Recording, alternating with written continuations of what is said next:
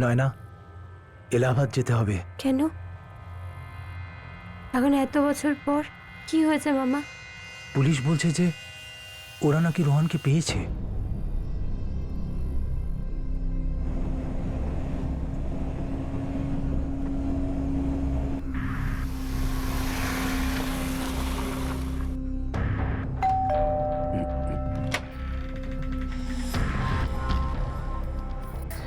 কেমন আছিস রে?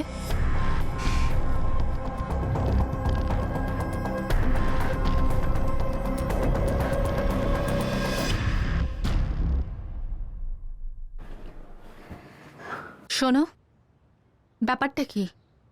পুলিশ যখন থেকে জানিয়েছে রোহনকে পেয়েছে, তোমার তো মুখ পুরো ফ্যাকাশে হয়ে গেছে। এরকম কিছু নয় রেখা। এই সমস্ত খবর শুনে সব মনে পড়ে গেল, ব্যাস। না, নিশ্চয়ই কিছু তো ব্যাপার। হ্যাঁ? তুমি আমায় কিছু লুকোচ্ছ? না রেখা, আমি তোমার কাছ থেকে কিচ্ছু লুকোচ্ছি না। এরকম অকারণে সন্দেহ করো না। আমার টেনশন কম নয়। সেটাই তো, কেন টেনশন করছো? রোহানকে পাওয়া গেছে, সেটা তো ভালো খবর। এবার কি বলতে হবে বাবা?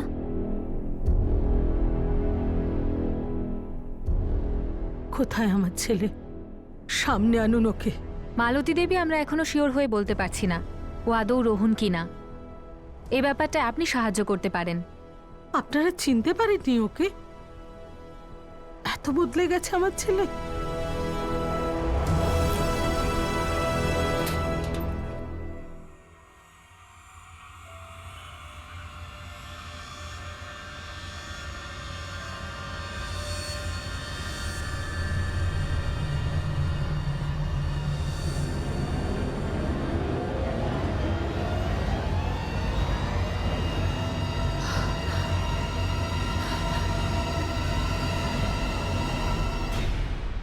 এই এই সমস্ত কিছু রোহানের,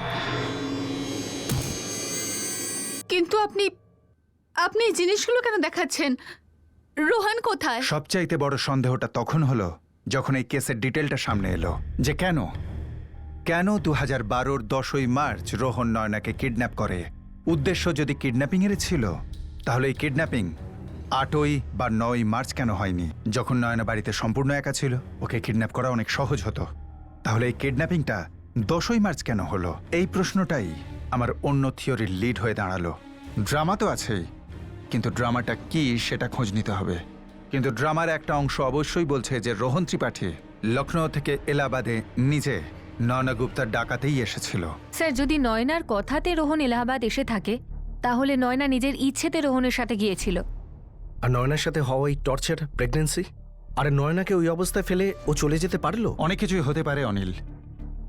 আমার প্রথম থেকে এটাই বিশ্বাস যে এই কেসটা কিডন্যাপিং এর কেস একেবারেই নয়। একটা কাজ করো, 10ই মার্চ 2012 লখনৌতে যতগুলো আনআইডেন্টিফাইড বডির কেস রয়েছে খোঁজ নিয়ে দেখো।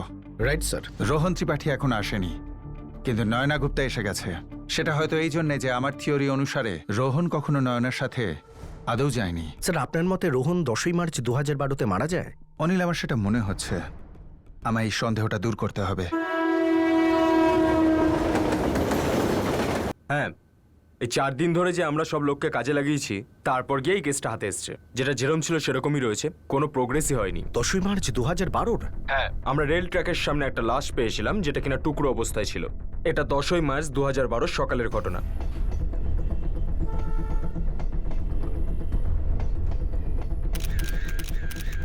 এটা কোনো অ্যাক্সিডেন্টের কেস নয়, এটা একটা মার্ডার। ভিকটিমকে স্ট্র্যাঙ্গুলেট করে মারা হয়েছে। তাহলে ভিকটিমকে মারার পর রেলওয়ে ট্র্যাকে ফেলা হয়েছিল, যাতে মনে হয় যেটা অ্যাক্সিডেন্ট বা সুসাইড কেস। একদমই তাই। হয়তো বডির ওপর থেকে ট্রেন গেছে বলে ভিকটিমের মুখ পুরোপুরি নষ্ট হয়ে গেছে। টাইম অফ ডেথটা কি? অন্তত 24 ঘন্টা। 9th March. এজ কত হতে পারে? ওই 20 থেকে 25 বছরের মধ্যে। শূন্য দেখানো হয়নি তো মনে হচ্ছে হি ইজ নন মুসলিম। শুধুমাত্র ব্রেসলেট আর লকেট ছাড়া আমাদের কাছে উপযুক্ত কোনো প্রমাণ ছিল না। বডিটা 1 সপ্তাহ পর্যন্ত আনক্লেম ছিল, আর কেউ মিসিং কমপ্লেনও করেনি। আমরা অনেককেই শনাক্তকরণের জন্য ডেকেছিলাম এবং পেপারে ছবিও দিয়েছিলাম। আর ফাইনালি আপনারা শেষকৃত্য করে দিলেন। আমরা ভিকটিমের লকেট, জামা কাপড় সব স্টোর রুমে রেখে দিয়েছিলাম, just in case. Sir, March 2012-র সব কেসের মধ্যে এই কেসটা আমাদের কেসের সবচেয়ে কাছে। 10ই মার্চ 2012-এ রেল লাইন ট্র্যাকের ধারে ওই লাশটা পাওয়া যায়। স্যার, এই খবরটা আপনার থিওরিকে পুরো সাপোর্ট করছে। এটা নিশ্চয়ই রোহনেরই লাশ। আর যেহেতু রোহন লখনৌতে ছিল, সেই জন্য রোহনের মাকে বা আত্মীয় বা কাছের জনকে এখানে এলাহাবাদে শনাক্তকরণের জন্য ডাকাই হয়নি, বরং তার উপরে নয়না গুপ্তার কিডন্যাপিং কেস লাগানো হয়। ওকে দোষী প্রমাণ করার চেষ্টা চলে, যেখানে আসল ভিকটিম এই ছেলেটা, এই রোহন ত্রিপাঠী, যাকে কিডন্যাপার বলা হয়েছে। কেননা এখানকার আর লখনৌয়ের টিম পুরো জোর দিয়ে রোহনকে কিডন্যাপার বলছিল। এই লাশটা ওদের সামনে তখন আসলেও দুয়ে দুয়ে 4 করতে পারেনি, কেউ সন্দেহ করেনি। কিন্তু এটা যদি হয়ে থাকে যে 9 মার্চ 2012 রোহনকে মারা হয়, তাহলে কিডন্যাপিং এর গল্প এলো কোত্থেকে? কে বানালো আর কেন? মালতী দেবী, যদি এই টি শার্ট, জিন্স আর ব্রেসলেট যদি রোহনের হয় তো আম সরি, রোহন আর বেঁচে নেই।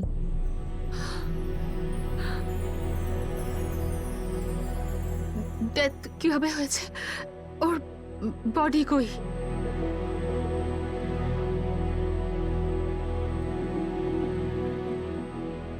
মালতী দেবী, এই লকেট আর ব্রেসলেট ওই বডি থেকে পাওয়া গিয়েছিল, যেটা 2012 10ই মার্চ এখানে এলাহাবাদ থেকে 20 কিলোমিটার দূরে দুরানীনগর রেলওয়ে ট্র্যাকেতে পাওয়া যায়।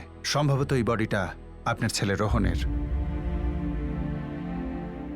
10ই মার্চ 2012? হ্যাঁ, যদিও পোস্টমর্টেম রিপোর্ট অনুযায়ী মৃত্যুটা 2012 9ই মার্চ হয়েছিল।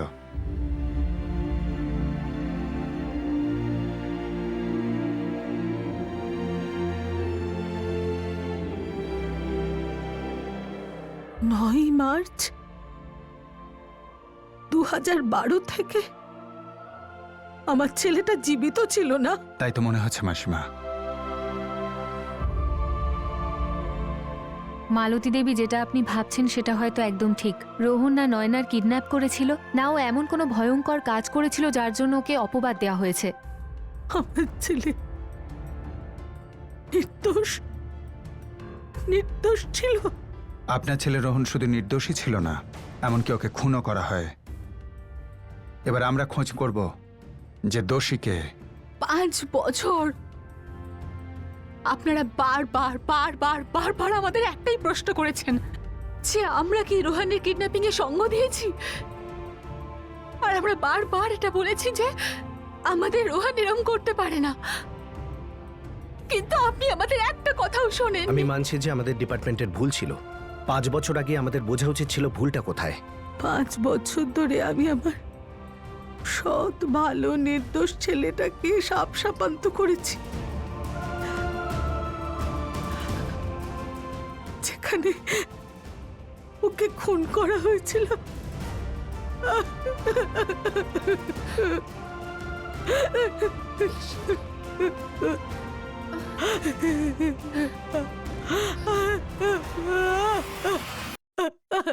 স্যার, নয়না? হ্যাঁ,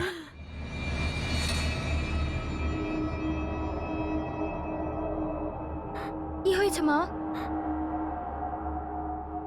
আঁচল, অর্পিতার ফোন ছিল এলাহাবাদ থেকে, পুলিশ স্টেশন থেকে। ও বলছিল যে রোহন 9 মার্চ 2012 সালে মারা গেছে। কে? কিন্তু এটা কি করে সম্ভব? তো নয়না দিদি কেন মিথ্যে কথা বলল? তাহলে 2 বছর কোথায় ছিল? The number you have called is currently switched off. কি হলো রে হীরা, এখনো ফোনে পাচ্ছিস না? না মা, মা লক্ষ্মী সত্যি সর্ষের তেল আনতে গেছে, তাই না? নাকি অন্য কিছু? বলেছিল তো তেলই, আর আমি তো তাই শুনলাম। সন্ধ্যা হতে চললো, এখনো এলো না কেন? নয়না, এতদিন তুমি চুপ ছিলে কারণ রেকর্ড অনুযায়ী তোমার কিডন্যাপ হয়েছিল, নিখোঁজ ছিলে। কোথায় নিখোঁজ ছিলে তুমি এতদিন? কোথায় ছিল তোমার মানবিকতা, তোমার বিচার বুদ্ধি? শকুনি মামা ওরফে সুরজ মামা, এই 5 বছর ধরে হয়ে যাওয়া সব ঘটনা এক এক করে বলে যাও, নাহলে এটা মনে রেখো, শকুনির তো শুধু পায়ে বিকলাঙ্গ ছিল। এই থানায় তোমাকে কোন কোন জায়গা বিকলাঙ্গ করব তুমি ভাবতেও পারবে না। আমি তো শুধু বলেছিলাম রাজা উজির আমার জামাইবাবু। 2012 9ই মার্চ তোমরা দুজন মিলে রোহন ত্রিপাঠীকে খুন করলে, তাই তো? ধোঁকা দেয়া হয়েছিল আমাদেরকে। আমার নিজের মেয়ে আমাদেরকে ধোঁকা দিয়েছিল। ও আমাদেরকে কথা দিয়েছিল যে রোহনের সাথে সম্পর্ক রাখবে না। আমাদের ভালোবাসা দিন দিন বাড়ছিল। লোকেদের জানার পরও আমরা দেখা করতাম, কিন্তু লুকিয়ে লুকিয়ে। কিন্তু ফোনে কোনোদিনও কথা বলতাম না। বাবার সাথে খারাপভাবে কথা বলেছো তুমি? হ্যাঁ, কিন্তু পরে খুব খারাপ লেগেছে আমার। তুমি বললে আমি ওনাকে ফোন করে সরি বলছি। আরে তুমি ওনাকে কেন ফোনটা দিতে গেলে? আঁচল দেখে নিয়েছিল, তুমি ফোন করেছো। আমি বলেছিলাম তোমাকে কল করবে না, বাবা নজর রাখছে। ফোন করব না, দেখা করব না, তার মানে বেঁচে থাকতেই না করছো? ড্রামা করো না রোহন, আমারও অতটাই কষ্ট হচ্ছে। কিন্তু যতদিন আমাদের একসেপ্ট না করছে, আমাদের এভাবেই থাকতে হবে। আর আমাদের অ্যাকসেপ্ট কবে করবে? যখন আমরা দুজন একটু বড় হয়ে যাব তখন। তুমি ভালো চাকরি পেয়ে যাও, আমি ভালো কলেজে পড়ি। তুমি যতদিন বলবে না, আমি ততদিন তোমার জন্য অপেক্ষা করব। কিন্তু এরকম 1 সপ্তাহ ধরে কোনো খবরই নেই, একবারও দেখাও হয় না, আমার দম বন্ধ হয়ে যায়। Same same same. রোহনকে আমিই বলেছিলাম কি আমি এলাহাবাদ থেকে এক্সাম দেব। আর সূর্য মামার তো 12 তারিখ ফেরার কথা ছিল রেখা মামির সাথে, কিন্তু উনি 9 তারিখেই চলে আসেন হঠাৎই। 7 তারিখের সন্ধে 8 আর 9 তারিখে রোহন তোমার সাথে ছিল, মানে তোমার সুরাজ মামার বাড়িতে ছিল।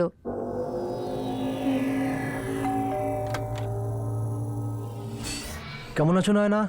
কেমন যাচ্ছে তোর এক্সাম?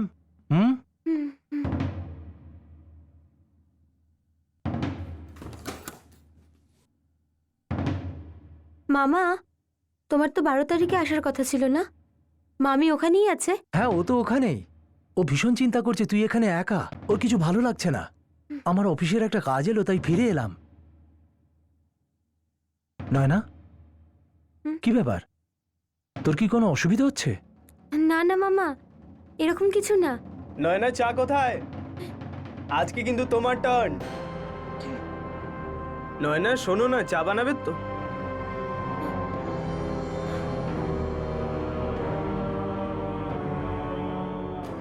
মামা, এটা না আমার একটা বন্ধু, আমার এক্সামের প্রিপারেশনের জন্য হেল্প করতে এসেছে। তোর এই বন্ধুটার নাম রোহন নয় তো? আমি আমার মেয়ের ওপর খুব ভরসা করেছিলাম, আর ও আমাদের বলেছিল যে, যখন ও আমাকে বলেছিল যে এখন কোনো সম্পর্ক নেই, রোহনের নাম পর্যন্ত নেবে না ও, কিন্তু যখন ও এইরকম করলো তখন আমার মনে হলো আমার পিঠে কেউ যেন একটা ছুরি বসিয়ে দিল।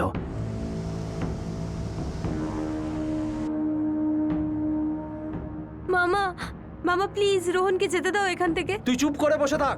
তোর বাবা লখনৌ থেকে বেরিয়ে পড়েছে এখানে আসার জন্য। মামা, আমি নয়নাকে সত্যিই খুব ভালোবাসি। আমিও সাবালিকা হওয়া পর্যন্ত ওয়েট করছি। তোকে প্রথমেই মানা করা হয়েছিল না?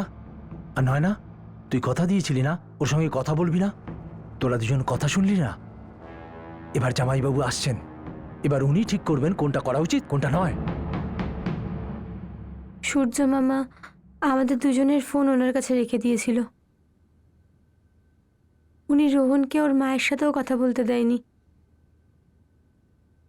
তারপর বাবা ওখানে পৌঁছলো।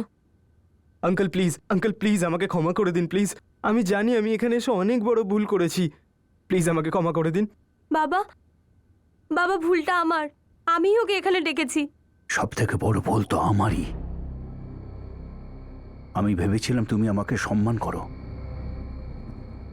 ভালোবাসো তুমি আমাকে। আমি তোমাকে ভালোবাসি বাবা, খুব সম্মান করি তোমার। আঙ্কেল প্লিজ, আঙ্কেল আপনি নয়নার ওপর রাগ করবেন না। নয়নার কোনো দোষ নেই এতে, আমারই দোষ সব। আমি ওর সঙ্গে কন্ট্যাক্ট করি। তুই আমাকে হুমকিও দিয়েছিলিস, যেমন করেই হোক তুই আমাদের মেয়েকে আমাদের চোখের সামনে দিয়ে নিয়ে যাবি। ভুল করে আমার মুখ থেকে বেরিয়ে গিয়েছিল। আমি একেবারেই এরকম নই। যতক্ষণ না আপনারা ঠিকঠাক রাজি হচ্ছেন ততক্ষণ আমি কিচ্ছু করবো না, প্রমিস। বাবা প্লিজ ক্ষমা করে দাও, আমি প্রমিস করছি আমি রোহনের সাথে আর দেখা করব না। বাবা প্লিজ। আঙ্কেল শুনুন, যতক্ষণ না আপনারা রাজি হচ্ছেন ততক্ষণ আমরা দেখা করব না, ফোনও করব না, কিচ্ছু না। এবার যতক্ষণ না আপনি আমাকে ফোন করবেন যে নয়না বিয়ের জন্য রেডি, ততক্ষণ দেখা করব না। আমি যাব, আমি তোকে ফোন করে বলবো যে আমাদের মেয়ে বিয়ের জন্য রেডি? বাবা প্লিজ, রোহন আমার সামনেই মরে গেল ম্যাডাম। বাবা আমার সামনেই ওকে, আমি কত কাঁদলাম, আমি কতবার ওনাকে বললাম করো না করো না, কিন্তু বাবা আমার কোনো কথাই শুনলো না। বাবা, বাবা, বাবা।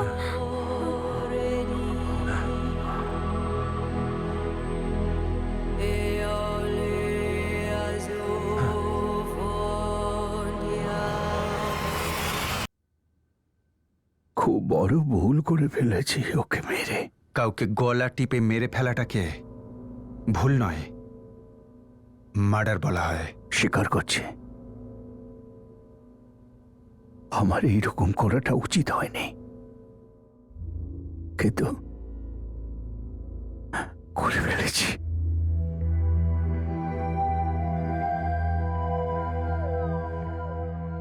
জামাইবাবু, ছেলেটা মরে গেছে, ওর লাশটাকে লোপাট করতে হবে।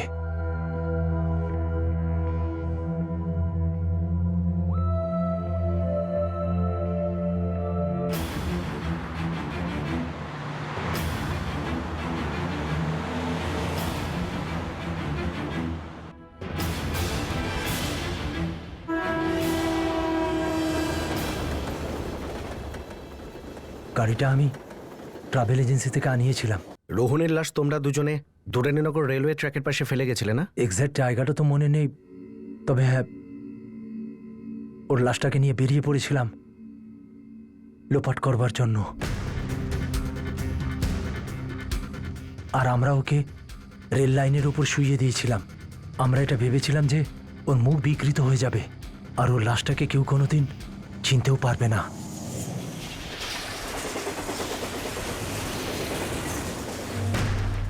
একটা নির্জন জায়গায় আমরা ওর ব্যাগ আর পার্স জ্বালিয়ে দিয়েছিলাম। তাহলে 2012 থেকে 2014 এই 2 বছর তুমি কোথায় ছিলে? আর এটা তো অবভিয়াস, তুমি মিথ্যে বলছো রোহন তোমাকে বারাণসী স্টেশন অবধি দিয়েছে। আর ওই বাচ্চাটা কার? তোমার চিৎকার আমি শুনতে পাই, কিন্তু শুধু আমি, কিন্তু আমি শুনতে পাই না। না, আমি শুনতে চাই না। আর কেউ নেই শোনার মতন। তুমিই তার জন্য দায়ী, যা কিছু তোমার সঙ্গে ঘটছে। আমি চুপ ছিলাম, আমি যা কিছু সহ্য করেছি, হয়তো ওটা ওরই শাস্তি। না নয় না, শাস্তি এখনো হয়নি, কারণ শাস্তি দেওয়ার কাজ শুধু আইনের। এখন তুমি শুধু আমাদের বলো এই 2 বছর কোথায় ছিলে, চুপ করে কেন ছিলে? আর এই বাচ্চাটা কার?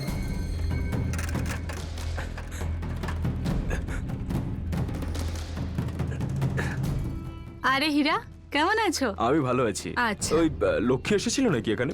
না তো, হয়েছেটা কি? সকালে বাড়ি থেকে বেরিয়েছিল, বলেছিল যে সর্ষের তেল আনতে যাচ্ছে, কিন্তু তারপর থেকে বাড়ি ফেরেনি। সকালে গিয়ে এখনো ফেরেনি, তাহলে নিশ্চয়ই কিছু হয়েছে হীরা। আমি তো কিছুই বুঝতে পারছি না যে কি করব না করব। এই যে ক্যারেক্টারটা বললেন, হীরা কানোজিয়া, আপনি বললেন যে ও জানতো 2 বছর ধরে নয়না কোথায় ছিল। তাহলে কি ওর দুটো আইডেন্টিটি ছিল? বোঝাই যাচ্ছে নয়নাই লক্ষ্মী ছিল, হীরার স্ত্রী, যে নিখোঁজ হয়ে গিয়েছিল। ওম প্রকাশ রাগের বশে রোহনকে খুন করে, কিন্তু এটাই শুধুমাত্র তার অন্যায় নয়, বরং এই অন্যায়টাকে লুকোনোর জন্য ওম প্রকাশ আর তার শালা সুরজ জয়সওয়াল এমন এমন রাস্তা পেরোলো যেটা জানার পর আমাদের লোম খাড়া হয়ে গেল।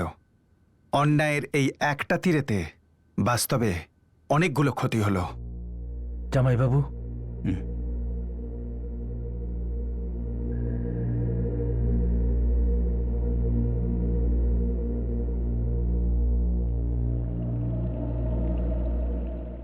কিছু খাবে?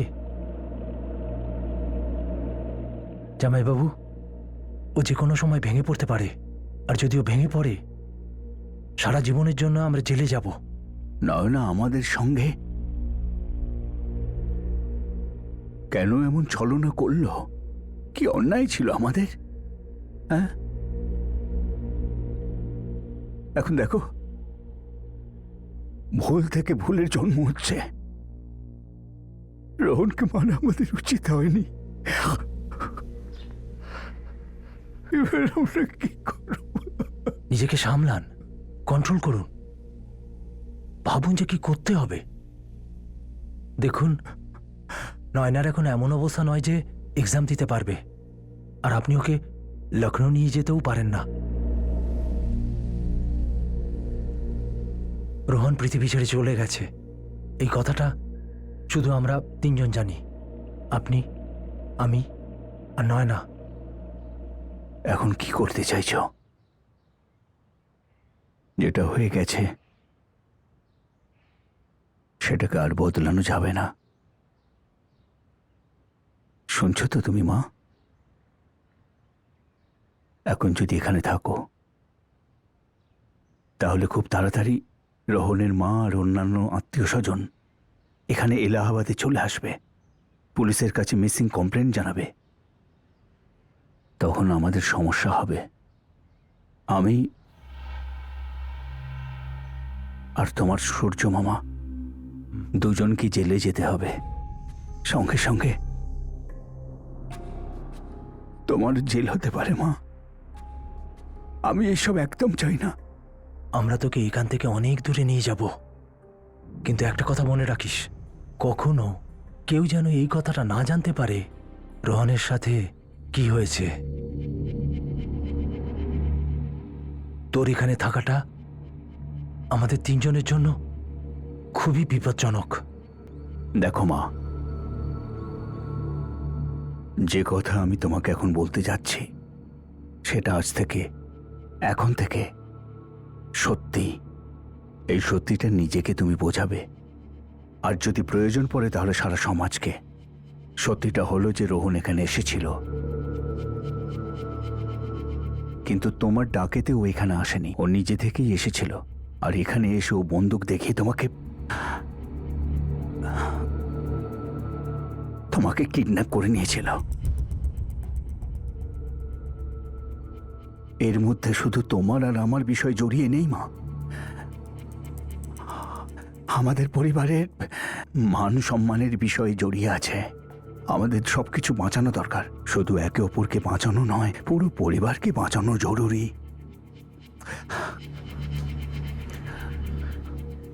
নয়না, তুমি খুব ছোট্ট মেয়ে মা, তোমার সামনে পুরো ভবিষ্যৎটা পড়ে রয়েছে। তুমি তো অফিসের কাজে বাইরে গিয়েছিলে, এলাহাবাদ কি করে পৌঁছলে? হ্যাঁ, আমি অফিসের কাজেই গিয়েছিলাম, কিন্তু সূর্য আমাকে ফোন করে এখানে ডেকে পাঠিয়েছে। একটা খুব খারাপ খবর আছে বিদ্যা। কি হয়েছে? নয়না ভালো আছে তো? আমাদের নয়না এখানে নেই। কি হয়েছে ওর? হ্যাঁ, ওই তো, যাও ওর বাড়িতে যাও, তারপর জিজ্ঞাসা করো শয়তানের মাকে ও কি এলাহাবাদ এসেছিল। জিজ্ঞাসা করো, ওই শয়তান এই এলাহাবাদেই ছিল। এসব কাজ ওই করেছে, কিডন্যাপ করেছে আমাদের মেয়েকে, নষ্ট করে দিয়েছে আমাদের মেয়ের জীবনটা।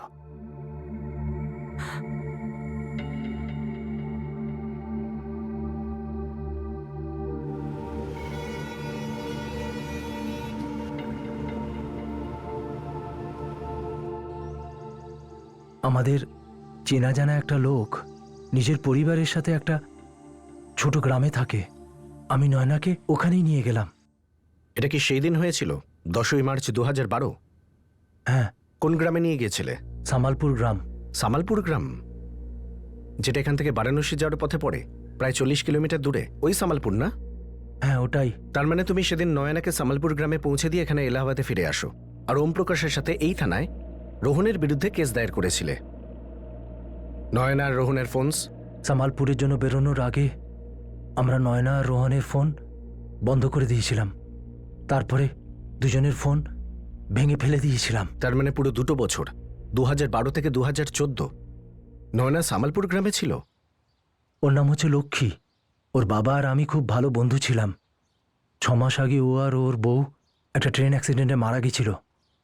একমাত্র সন্তান, চিরকাল গ্রামেই থেকেছে।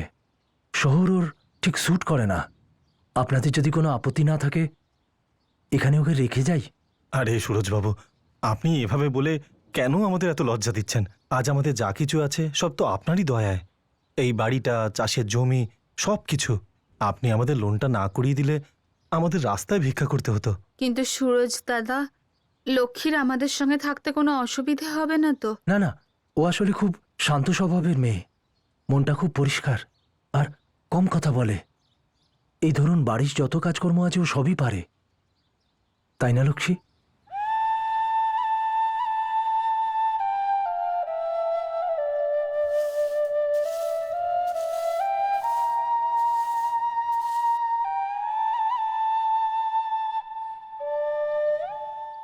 ক্লাস 12-এ 95% মার্কস পাওয়া মেয়ে, কম্পিউটার ইঞ্জিনিয়ার হওয়ার স্বপ্ন দেখা মেয়ে, নিজের আদরের মেয়েকে তুমি একটা দেহাতি বাড়িতে চাকরানি করে রাখলে, তার নাম পাল্টে দিলে, তাকে অনাথ বললে, তারপর বিয়েও দিয়ে দিলে।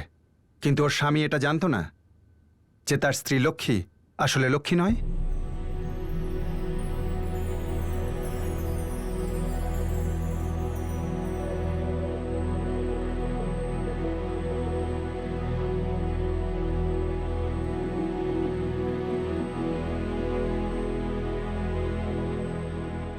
হীরা কানোজিয়ার সাথে তোমার বিয়ের সময় সেখানে তোমার বাবা গেস্ট হিসেবে গিয়েছিলেন?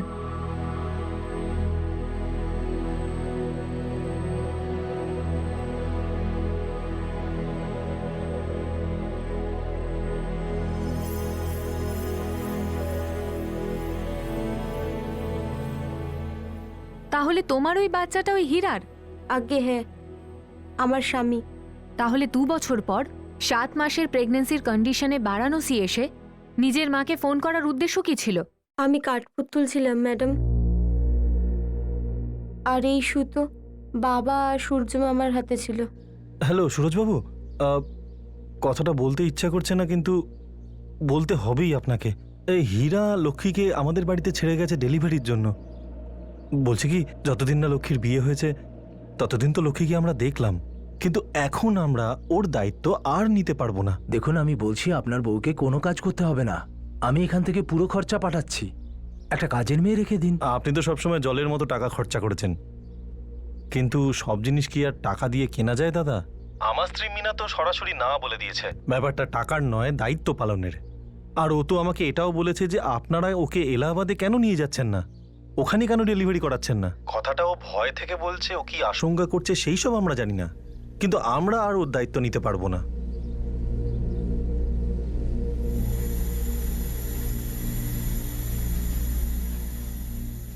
ওকে এখানে আনলে রেখা সব জানতে পারবে, আপনি নিশ্চয় বুঝছেন। পুলিশও এখন আর এই কেসটাকে নিয়ে নাড়াঘাঁটা করছে না, কিন্তু নয়না যদি বাড়ি ফিরে যায় ওনারা তাহলে জানতে পারবেন, আবার প্রশ্ন উঠবে। এটা নতুন অধ্যায়। নয়নাকে আবার ফিরিয়ে এনে ওর ডেলিভারি করানো হলো। ওই একটা ভুল করার পর নাটকের গল্পটা এগোতেই থাকে। আমি সব সময় শুধু একটাই ভয় পেতাম, যেদিন এই নাটকের জবনিকাটা পড়বে আমাদের পর্দা ফাঁস হয়ে যাবে। নয়নাকে যদি ফিরিয়ে আনি তাহলে রোহনকেও ফিরিয়ে আনতে হবে, আবার একটা মিথ্যে দাঁড় করাতে হবে রোহনের ব্যাপারে। 2 বছর নয়না কোথায় ছিল, কি অবস্থায় ছিল, পুরো গল্পটা অনেক ভাবনা চিন্তা করে তৈরি করতে হবে।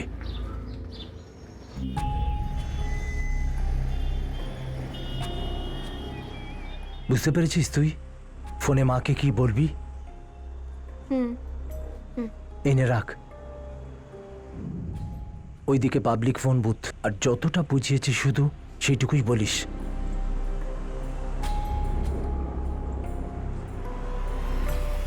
নয়না, এটা বিশ্বাস করা তো আমার পক্ষে আরো কঠিন হয়ে যাচ্ছে যে তখনও তুমি প্রচন্ড রকমের ভয় পেয়ে ভীতু টাইপের ছিলে, যে নিজের বাবা আর মামার হাতের কাঠের পুতুল ছিল।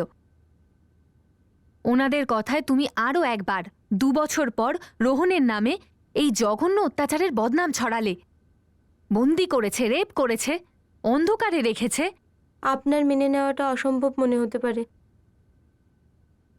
কিন্তু বাবা আর মামা তো আমাকে ভয় দেখিয়ে মানিয়ে নিয়েছিল।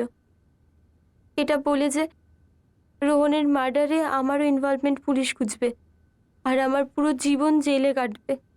সত্যি বলতে কি, আমার জীবন বাইরেও জেলের কম কিছু ছিল না। আমি ক্লান্ত হয়ে গেছিলাম। আমি রোজ রোহনের জন্য কাঁদতাম। বাবার মিথ্যে আমাকে যতটা কষ্ট দিত, রোহনের সত্যিও আমাকে ততটাই কষ্ট দিত। ও রোজ আমাকে বলতো যে আমিও ততটাই ভাগিদার যতটা বাবা। নয়না, তোমার ভালোবাসা খুবই দুর্বল ছিল। কেননা তোমার রোহন মৃত্যুর পরেও তোমাদের দেওয়া বদনাম সহ্য করছিল, কিন্তু সেটা আর হবে না। ওর মৃত্যুর 2 বছর পরেও তোমার মধ্যে সত্যি বলার সাহস নেই। আমার সত্যি ওটাই ছিল যেটা বাবা আমাকে বলতো, আর আমি ওটা পুলিশকেও বলেছি। ঠিক আছে নয়না, এটা মেনে নিলাম। যখন রোহন খুন হয়েছিল তখন তুমি 17 বছরের নাবালিকা ছিলে, কিন্তু নয়না 18 বছর বয়স থেকে তুমি খুব দূরে ছিলে না। একটা ছেলেকে ভালোবাসতে, বুঝদার, স্মার্ট আর পড়াশুনো জানা মেয়ে তুমি। কিন্তু তুমি এই নাটকটাকে, দুঃখ পাওয়ার অভিনয়টাকে আরো বেশি করে করে রোহনের 2টো জালি বন্ধুর নাম করে পুলিশকে খাটালে, আর নিজের ফ্যামিলির সাথে সাথে তুমি রোহনের ফ্যামিলিকেও কাঁদিয়েছো। আমি বাবাকে কতবার বলেছি, কেঁদেছি, হাত জোড় করেছি, পা ধরেছি। আমি কতবার বলেছি যে আমি মা আর আঁচলের সাথে থাকতে চাই, আমি আবার নর্মাল জীবন কাটাতে চাই। প্লিজ বাবা, অনেক হয়েছে, আমি আর এরকম জীবন কাটাতে পারছি না। আমি বাড়ি যেতে চাই বাবা। তোমার স্বামীর বাড়ি এখন তোমার বাড়ি, হীরার কাছে। আমি একটা জ্যান্ত মিথ্যে, আমি লক্ষ্মী না নয়না। আবার যদি তুমি নয়না হতে চাও তাহলে ওখানে আবার লক্ষ্মীর খোঁজ শুরু হয়ে যাবে। সবার প্রথমে তোমার মামা, তারপর আমাকে পুলিশ ধরে নিয়ে যাবে। আমি আমি এরকম কিছু আর করতে চাই না।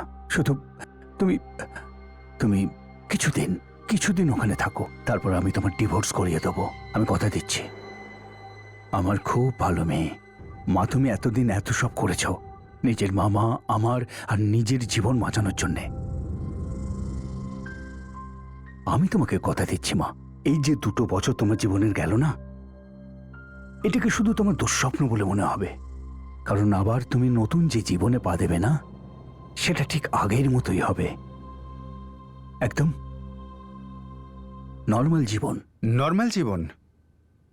তোমার এটা মনে হয়েছিল যে এত বড় একটা অন্যায় করার পর তোমরা একটা নর্মাল জীবন অতিবাহিত করতে পারবে? এত ভরসা ছিল যে পুলিশ তোমাদের নাগালি পাবে না? এমন কোনো একটা দিন আমার চাইনি যেদিন নিজের কাজের জন্য আক্ষেপ করিনি, নিজেকে নিজে দোষারোপ করিনি। নয়না, তোমাকে গ্রেপ্তার করা হচ্ছে রোহন ত্রিপাঠীর হত্যায় সঙ্গ দেওয়ার জন্য, রোহনের ওপর মিথ্যে বদনাম দেওয়ার জন্য, আর পুলিশকে মিথ্যে বলে বোকা বানানোর জন্য।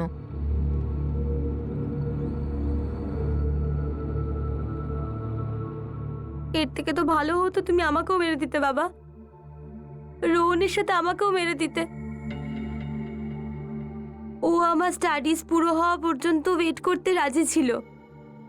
ও পড়াশুনো জানতো, ডিসেন্ট ছিল, ভালো ছিল। এমনিও আমাদের ভালোবাসায় কি ভুল ছিল বাবা? তুই তো এত স্মার্ট আর ইন্টেলিজেন্ট। আচ্ছা, তুই এসব করার জন্য কি করে রাজি হয়ে গেলি? বাবা আর মামা তোকে ভয় দেখাচ্ছিল, মাকে বলে দিতিস, পুলিশকে বলে দিতিস। জানি না আমি কি করে এত প্রাণহীন হয়ে গেলাম। কি সত্যি আর মিথ্যে, ভুল আর ঠিকের বিচারই আমি করতে পারছিলাম না। আমি নিজেকেই ক্ষমা করতে পারছিলাম না আঁচল, আর সাথে নিজের ভুলগুলো শোধরানোর সাহসও করে উঠতে পারছিলাম না। আমি রোহনের মৃত্যুর জন্যও দায়ী, খুনি আমি। তোর কাছে তো অনেক সুযোগ ছিল সত্যি কথা বলার, তবুও তুই এরকম ভাবে চুপ করে থাকলি। তুই একবারের জন্যও ভাবলি না মা, আমি, মালতী আন্টি, অর্পিতা দিদি, আশিস দাদা, আমরা সবাই কিভাবে ছিলাম? আমি কি তোমাকে চিনি? আমি কি করে ভাবলাম যে তুমি যা সিদ্ধান্ত নেবে তা আমাদের 3জনের পক্ষেই ভালো। এখন কি করব আমি? কাঁদবো না হাসবো আমার ভাগ্যের উপর? 5 বছর আমি অপেক্ষা করেছি আমার মেয়ের জন্য, আর তোমার কোনো হেলদোল ছিল না। একটা মিথ্যের মুখোশ পরে দাঁড়িয়ে থাকলে। আর আজ মুখোশ খুলে গেল তো জানতে পারলাম রোহন তো নির্দোষ ছিল, যাকে আমি সবসময় আমার শত্রু মনে করতাম। আসল শত্রু তো তুমি।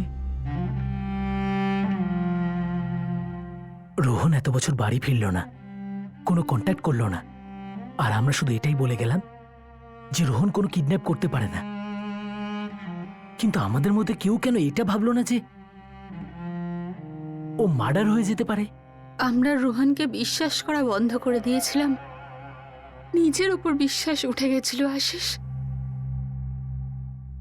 আমরাও তো রোহনকেই দোষী ভাবছিলাম। মানছে যে যে সময় এটা হয়েছিল সেই সময় নয়না ছোট ছিল, মাইনর ছিল। 5 বছরের মধ্যে ওর একবারের জন্যও মনে হলো না যে যে ছেলেটাকে ও ভালোবাসতো তাকে নির্মমভাবে হত্যা করা হয়েছে, তা ওর চোখের সামনে। আর ওই ছেলেটার পরিবারকে এইভাবে হ্যারাস করা হচ্ছিল। ও এখানে ছিল কোথায় স্যার? ও তো অন্য কেউ হয়, অন্য কোথাও ছিল। বিদ্যা দেবী অন্য কোথাও যদি অন্য নামে থাকে সেটা জবরদস্তি ছিল, কিন্তু ও এখানে এসেছিল 2 বছর পরে আপনার সঙ্গে দেখা করে, কিন্তু তখনও ও একই মিথ্যে বলে। আমরা এদিকে বিশ্বাস করেছিলাম যে সমস্ত কিছু কাজ রোহনই করেছে, কিন্তু আসল অন্যায়টা করেছে আপনার মেয়ে নয়না, আপনার স্বামী ওমপ্রকাশ আর আপনার ভাই সুরজ জয়সওয়াল। কিন্তু যখন 2 বছর বাদে ও আপনার কাছে এলো তখন আপনি রাজি হয়ে গেলেন যে ওকে বাড়িতে নিয়ে যাবেন না। আপনি একবারের জন্যও ভাবলেন না যে আপনার মেয়ে কিভাবে রয়েছে, কোথায় রয়েছে। আমি ওর কথাকেই সত্যি মনে করেছিলাম। খুব বিশ্বাস করতাম আমি নয়নার বাবাকে। বেদা দেবী বাইরে একজন বসে আছে যার জীবন থেকে বিশ্বাসটাই উবে গেছে। সে আপনার মেয়ে নয়নাকে 4 বছর ধরে নিজের বউ লক্ষ্মী ভেবে তার সাথে বিবাহিত জীবন কাটাচ্ছিল। আজকে জানতে পারল যে তার এই 4 বছরের বিবাহিত জীবনটা পুরোটাই মিথ্যের ওপর দাঁড়িয়ে। ও লক্ষ্মী নয়? না, ওর নাম নয়না। আমার আর লক্ষ্মীর একটা ছোট ছেলে আছে। গত 4 বছর ধরে আমরা স্বামী স্ত্রী, আর এখন অন্য কেউ। স্যার, এটা তো প্রতারণা হলো না? প্রতারণা শুধু তোমার সাথে না, অনেকের সাথে হয়েছে।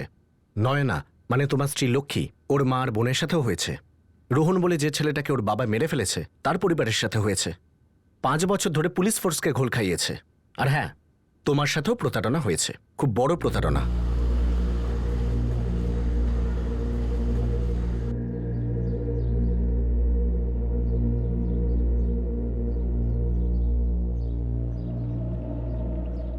আমি তো এটাই বুঝতে পারছি না বিদ্যা, যে আমার তরতাজা ছেলেটার চলে যাওয়ার শোক পালন করব,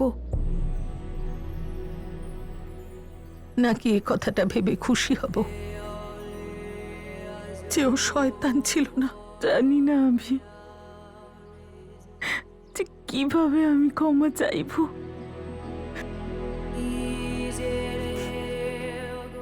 তাও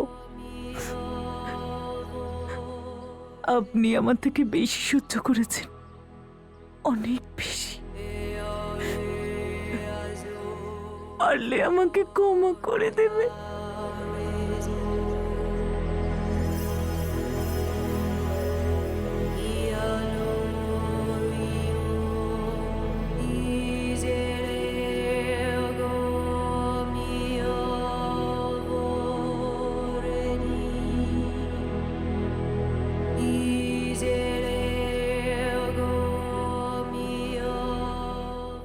রোহনের খুন আর সেটা লুকোনোর জন্য মিথ্যের তৈরি পাহাড় অনেকগুলো মানুষের হৃদয়কে ভেঙে টুকরো করে দিল।